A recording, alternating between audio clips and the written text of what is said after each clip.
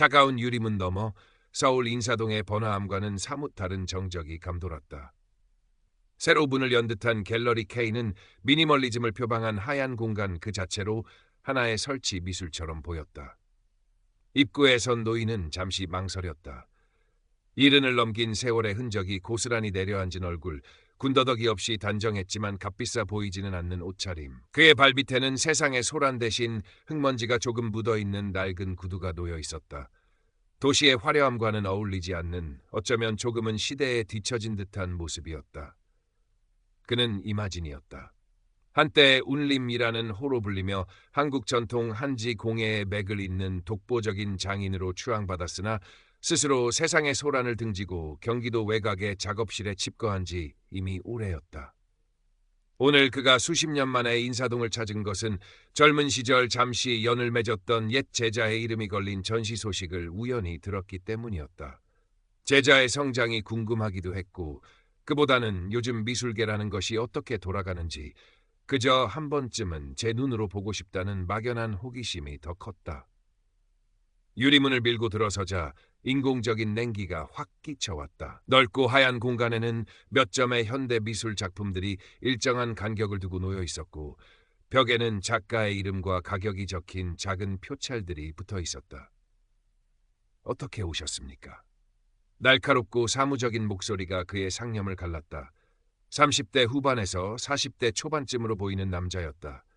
유행에 맞춰 완벽하게 재단된 값비싼 이탈리아제 정장을 입고 있었고 머리카락 한 올 흐트러짐 없이 매만져 있었다. 손목에는 번쩍이는 시계가 그의 사회적 지위를 과시하듯 빛났다. 갤러리 K의 디렉터 최민준이었다. 그의 눈은 이마진의 머리부터 발끝까지를 빠르게 훑어내렸다. 그 짧은 순간 노인의 허름한 행색에서 어떤 가치도 발견하지 못했다는 듯 그의 눈빛에는 노골적인 경계심과 일말의 경멸감마저 서렸다. 저 전시를 좀 보러 왔습니다. 이마진의 목소리는 조용했지만 갤러리의 정적 속에서는 충분히 울렸다. 최민주는 미간을 살짝 찌푸렸다. 혹시 초대받으셨습니까? 오늘은 VIP 프리뷰가 있는 날이라 일반 관람은 제한됩니다만. 그의 말투는 정중함을 가장했지만 내용은 명백한 거절이었다. 그의 태도는 이마진 같은 사람은 이곳에 어울리지 않는다는 무언의 메시지를 던지고 있었다. 이마진은 아무 말 없이 돌아설까 잠시 고민했다. 수십 년간 잊고 지냈던 혹은 애써 외면했던 세상의 속물적인 잣대가 여전히 건재하다는 사실에 새삼 씁쓸함이 밀려왔다. 그래, 역시 오는 게 아니었다. 자신의 손때 묻은 한지와 먹, 자연의 숨결이 살아있는 작업실과는 너무도 다른 이 인공적인 공간은 처음부터 그에게 맞지 않았다. 발길을 돌리려던 찰나였다. 저 선생님, 잠시만요. 애때고 조금은 떨리는 목소리였다. 입구 쪽 데스크에 앉아있던 젊은 여자가 조심스럽게 다가왔다. 가슴에는 인턴 큐레이터 박서연이라고 적힌 명찰이 달려 있었다. 그녀는 최민준의 눈치를 살피며 이마진에게 작은 목소리로 속삭였다. 괜찮으시다면 제가 잠시 안내해드릴까요? 아직 행사 시작 전이라 잠깐 둘러보시는 건 괜찮을 것 같아요. 최민준의 따가운 시선이 느껴졌지만 박서연은 애써 외면하며 이마진에게 옅은 미소를 지어 보였다. 그녀의 눈빛에는 당혹감과 함께 이 상황에 대한 미안함 그리고 눈앞의 노인에 대한 알 수 없는 호기심 같은 것이 뒤섞여 있었다. 이마진은 박서연의 얼굴을 물끄러미 바라보았다. 꾸밈없고 맑은 눈이었다. 그는 말없이 고개를 살짝 끄덕였다. 최민주는 못마땅한 표정으로 혀를 차는 소리를 냈지만 일단은 더 이상 제지하지 않고 돌아서서 다른 곳으로 향했다. 아마도 곧 작할 진짜 VIP들을 맞이할 준비를 해야 했을 것이다. 이쪽으로 오세요, 선생님. 박서연은 작은 안도의 한숨을 내쉬며 이마진을 갤러리 안쪽으로 이끌었다. 그녀는 큐레이터로서 작품 설명을 하려는 듯 입을 열었지만 이마진은 조용히 손을 저어 제지했다.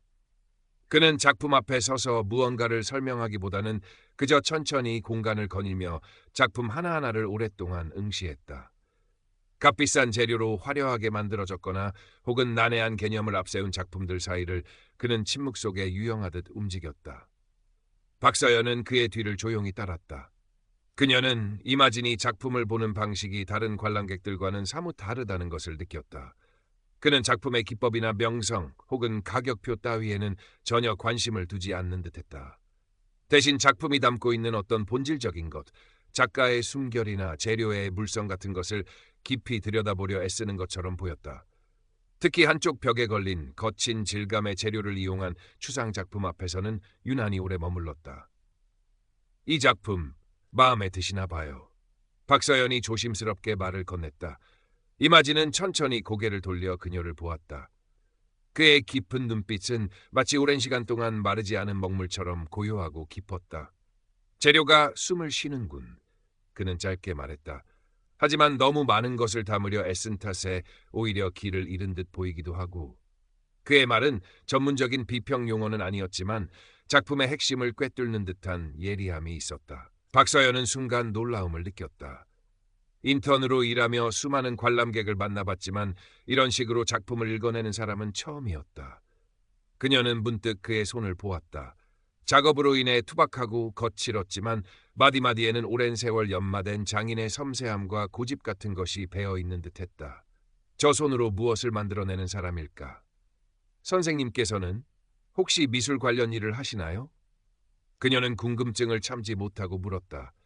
이마지는 희미하게 미소를 지었을 뿐 명확한 대답은 하지 않았다. 그저 오래된 것을 만지는 사람일 뿐이오.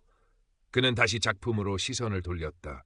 박서연은 더 이상 묻지 않았다. 하지만 그녀의 마음속에는 이 수수께끼 같은 노인에 대한 호기심과 존경심이 동시에 피어나고 있었다. 그는 분명 평범한 사람이 아니었다. 그 후로도 이마지는 약속이나 한 듯 일주일에 2~3번 꼴로 갤러리를 찾았다. 올 때마다 옷차림은 비슷했지만 그의 존재감은 왠지 모르게 하얗고 차가운 갤러리 공간에 조금씩 스며드는 듯했다. 그는 여전히 말이 없었고 오래도록 작품 앞에 머물렀다. 때로는 로비 한쪽 구석의 의자에 앉아 오가는 사람들을 물끄러미 관찰하기도 했다.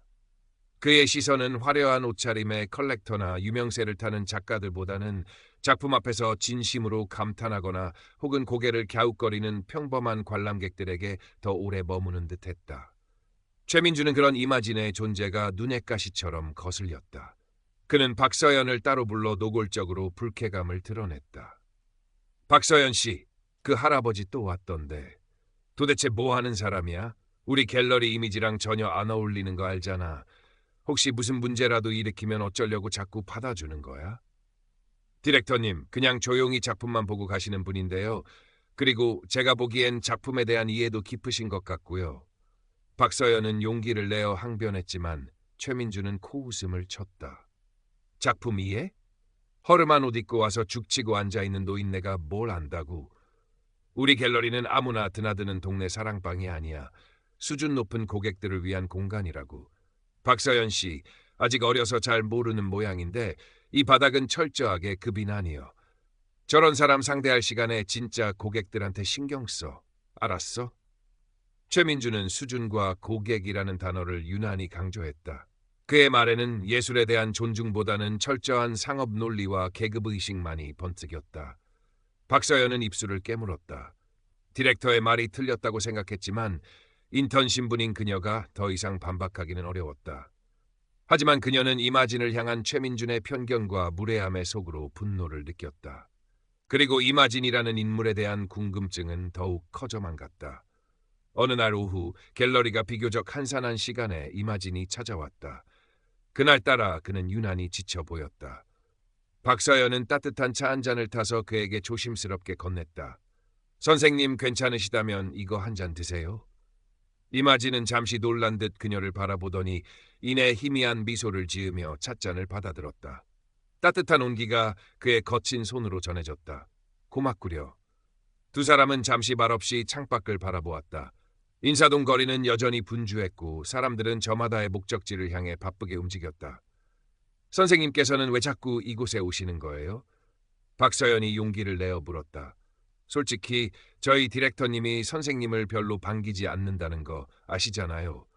이마지는 찻잔을 천천히 내려놓았다. 그의 눈빛이 먼 곳을 향하는 듯했다. 나도 잘 모르겠소. 그는 나지막이 말했다. 어쩌면 잃어버린 것을 찾으러 오는지도 모르지, 혹은 변해버린 것들을 확인하러 오는지도.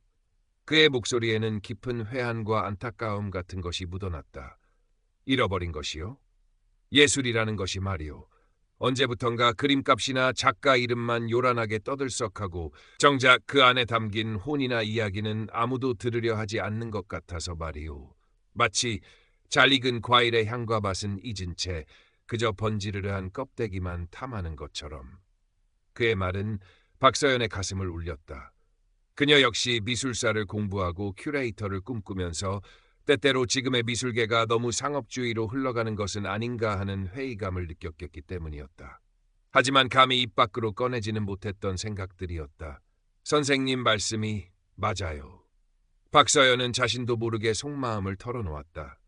저도 가끔 그런 생각이 들어요. 하지만 제가 뭘 할 수 있겠어요. 저는 아직 아무 힘도 없는 인턴일 뿐인데요. 그녀의 목소리가 조금 떨렸다.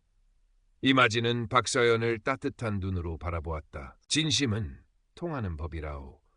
비록 지금은 작은 촛불 같을지라도 그 빛이 모이면 어둠을 밝힐 수 있는 법이지. 그는 잠시 말을 멈췄다가 다시 이었다. 아가씨 같은 젊은이가 있다는 것이 그래도 아직은 희망이 있다는 뜻 아니겠소. 그 말에 박서연은 울컥 눈물이 솟을 뻔했다. 아무도 알아주지 않는다고 생각했던 자신의 고민과 진심을 이 초라한 행색의 노인이 알아봐준다는 사실에 깊은 감동과 위안을 느꼈다. 그녀는 이마진이 누구인지 아직 몰랐지만 그가 자신에게는 이미 스승과 같은 존재가 되어가고 있음을 깨달았다. 그날 이후 박서연은 더욱 의식적으로 이마진을 챙겼다. 최민준의 눈을 피해 그에게 차를 대접하고 그가 관심을 보이는 작품에 대한 자료를 찾아 건네기도 했다. 이마진은 여전히 자신의 정체에 대해서는 함구했지만 박서연에게는 조금씩 마음을 열고 전통예술과 장인정신 그리고 세월 속에 변하지 않는 가치들에 대한 이야기를 들려주었다. 그의 이야기는 마치 오래된 책의 깊은 향기처럼 박서연의 마음에 스며들었다. 그러던 어느 날 갤러리에서 작은 소동이 있었다. 평소 이마진과 비슷한 연배로 보이는 한 노신사가 갤러리를 방문했다가 로비에 앉아있던 이마진을 보고는 화들짝 놀라며 다가왔다. 아니 이게 누구요? 울림 선생 아니십니까? 세상에 여기서 뵙게 될 줄이야. 노신사는 너무나 반가운 나머지 큰 소리로 외쳤다. 그는 젊은 시절 이마진과 잠시 교류했던 서예가 김영감이었다. 순간 갤러리 안에 있던 모든 사람들의 시선이 이마진에게 쏠렸다. 박서연도 마침 근처에 있던 최민준도 놀란 눈으로 그를 쳐다보았다. 울림이라는 호는 한국 전통예술계에 조금이라도 관심이 있는 사람이라면 들어봤을 법한 이름이었다. 물론 지금은 거의 잊혀진 이름이었지만 이마진은 당황한 기색이 역력했다. 그는 황급히 김영감에게 다가가 그의 팔을 잡고 조용한 곳으로 이끌었다. 쉿! 목소리 낮추시오, 김영감. 아니, 이게 얼마만입니까, 선생. 그동안 속세를 떠나셨다는 소문만 무성했는데 이렇게 건강하신 모습을 뵈니. 쉿! 나중에 따로 연락하겠소. 오늘은 그만 돌아가시오. 이마진은 김영감을 거의 등 떠밀다시피 갤러리 밖으로 내보냈다. 그 짧은 순간의 소동은 박서연의 의심을 거의 확신으로 바꾸어 놓았다. 울림 이마진. 그녀는 떨리는 손으로 휴대폰을 꺼내 그 이름을 검색하기 시작했다. 검색 결과는 놀라웠다. 수십 년 전 한국 전통 한지공예의 독보적인 존재로 평가받았던 장인, 정부로부터 인간문화재 지정 제의까지 받았으나 스스로 거부하고 홀연히 자취를 감춘 인물. 그의 작품은 현재 국립박물관이나 극소수의 유명 컬렉터에게만 소장되어 있으며 부르는 게 값일 정도로 희귀하다는 설명이 이어졌다. 박서연은 숨을 삼켰다. 자신이 그동안 무심코 차를 대접하고 이야기를 나누었던 허름한 노인이 바로 그 전설적인 장인 울림 이마진이었다니. 최민준 역시 그 소동을 목격하고는 잠시 의아한 표정을 지었지만 울림이라는 이름이 지금 당장 자신에게 어떤 금전적 이득을 가져다 줄 것 같지는 않다고 판단했는지 혹은 그저 오래된 이름일 뿐이라고 치부했는지 금세 다시 특유의 오만한 표정으로 돌아와 박서연에게 쏘아붙였다. 거봐, 내가 뭘 했어. 저 노인네 뭔가 이상하다니까. 별 볼 일 없는 옛날 이름 하나 가지고 유세 떠는 건가? 아무튼 앞으로 저 사람 갤러리 출입 금지시켜. 알았어? 박서연은 아무 대답도 할 수 없었다. 그녀는 최민준의 무지함과 편협함에 화가 치밀어 올랐지만 동시에 이마진 선생의 정체를 알게 된 것에 대한 경외감과 그동안 그를 제대로 알아보지 못했다는 죄송스러움, 그리고 앞으로 어떻게 해야 할지에 대한 혼란스러움으로 머릿속이 복잡했다. 이마진 선생은 왜 자신의 정체를 숨기고 이곳에 계속 오시는 걸까? 그가 이곳에서 찾으려는 잃어버린 것은 과연 무엇일까? 며칠 후 갤러리 K는 연례 행사 중 가장 중요한 VIP 초청 리셉션을 개최하게 되었다. 국내외 유명 컬렉터들과 미술계 인사들, 언론사 기자들이 대거 참석하는 큰 행사였다. 갤러리는 최고급 케이터링과 와인, 화려한 조명으로 치장되었고 직원들은 평소보다 더 긴장되고 상기된 표정으로 손님 맞이에 분주했다. 최민주는 물 만난 고기처럼 행사장 곳곳을 누비며 유력 인사들에게 아첨을 떨고 자신의 인맥을 과시하기에 여념이 없었다. 박서연은 행사장 한쪽 구석에서 묵묵히 자신의 역할을 수행하고 있었다. 그런데 그때 그녀의 눈에 익숙한 모습이 들어왔다. 행사장 입구에서 안으로 들어서려는 이마진이었다. 그는 여느 때와 같은 수수한 옷차림이었고 화려한 파티 분위기와는 너무나도 이질적인 모습이었다. 박서연은 가슴이 철렁 내려앉았다. 아니, 선생님께서 왜 하필 오늘 같은 날, 아니나 다를까 최민준이 매처럼 날카로운 눈으로 그를 발견하고는 얼굴을 잔뜩 찌푸린 채 성큼성큼 다가갔다. 아니, 이 양반이 지금 어딜 들어오는 거야? 여기가 어디라고 함부로 발을 들여나? 그의 목소리는 노골적인 적대감으로 가득 차 있었다. 주변의 시선이 순식간에 그들에게 쏠렸다. 오늘은 초대받은 분들만 오실 수 있는 자리입니다. 당장 나가주시죠. 최민주는 거의 명령조로 소리쳤다. 그는 경비원을 부르려는 듯 손짓까지 하려 했다. 이마지는 아무 말 없이 그를 응시했다. 그의 눈빛은 흔들림 없이 고요했지만 그 안에는 깊은 슬픔과 함께 차가운 분노 같은 것이 이글거리는 듯했다. 바로 그때였다. 박서연이 자신도 모르게 앞으로 나섰다. 그녀의 심장은 미친 듯이 뛰고 있었지만 목소리는 놀랍도록 단호했다. 디렉터님, 그만하세요. 최민준과 이마진, 그리고 주변의 모든 사람들이 놀라 그녀를 쳐다보았다. 이분은 함부로 대할 분이 아니세요. 그리고 여긴 예술을 사랑하는 사람이라면 누구나 존중받아야 할 공간이지 누구를 쫓아내고 말고 할 자격이 디렉터님께 있다고 생각하지 않아요. 인턴의 당돌한 발언에 장내는 순간 얼어붙었다. 최민주는 얼굴이 시뻘개져서 박서연에게 고함을 치려 했다. 너 지금 뭐라고?